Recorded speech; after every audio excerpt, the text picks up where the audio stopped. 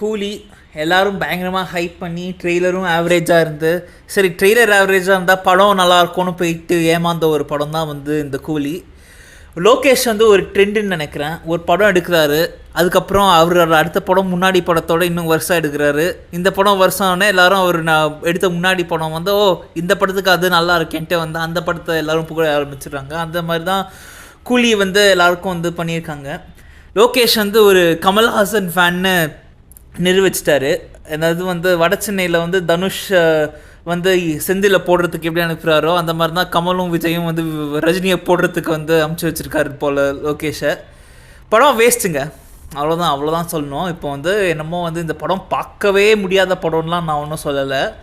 ஆனால் வந்து இட்ஸ் ஒரு வார்த்தையில் சொன்னோன்னா இட்ஸ் பிளாண்ட், அவ்வளோதான் சொல்ல முடியும். வேறு எதுவுமே வந்து சொல்ல முடியாது. அப்புறம் அமீர் கான்லாம் எதுக்கு வராருன்னே தெரில. அமீர் கான் உபேந்திராலாம் அவ்வளோதான் வேஸ்ட்.